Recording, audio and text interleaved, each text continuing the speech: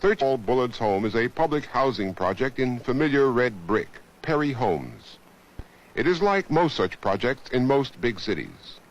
And cemented into the red brick are a series of public policies that work against the children of the poor. Because housing for the poor is scarce, the 1,100 apartments hold not the officially registered 6,000, but with unofficial residents, relatives, and friends, more like 8,000.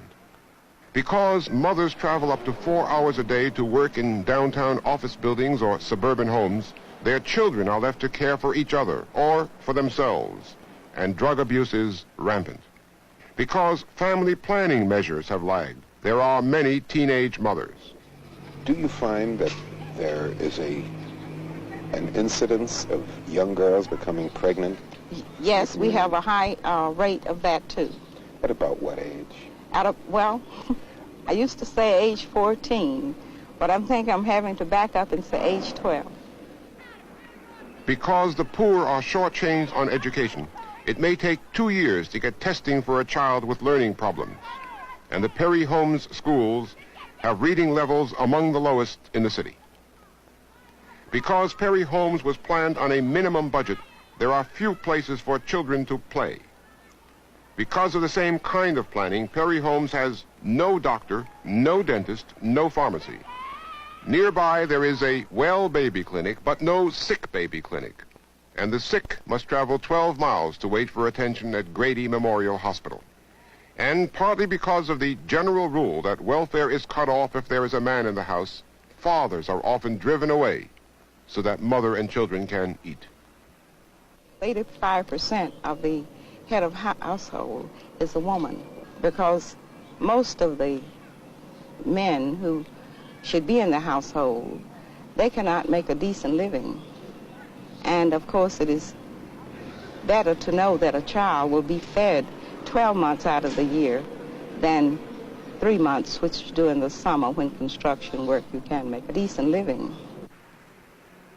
The man in the house rule was written to prevent welfare cheating, to make sure that aid to families with dependent children would go only to families headed by mothers. But the effect of the man in the house rule is to create for children an atmosphere of investigation and surveillance, and thus the welfare system in its operation turns out to be a system to make life harder for children. The welfare system helps the disintegration of the American family. It offers money to families if the fathers will leave them and stay away, in that sense undoing the very stability of the family and taking away one of the two parents the children, of course, need. And what I have seen, I'm afraid to say, all over the country is that the legal system works against the best kind of home for these children. We don't encourage parents to be at home with the children. We don't encourage mothers to feel that they can find their destiny as mothers. We take away, in many of the most vulnerable homes, fathers from those homes. We herd foster children together in institutions rather than trying to find decent homes for them. We don't tap the resources we have in communities and with respect to older people so that they can help out vulnerable homes. We don't sanction and encourage and support in every way, morally, psychologically, and financially, the dignity and integrity of the home. And in the worst of it is that the homes that are most vulnerable are the homes that are least supported by the policies of local, state, and federal governments.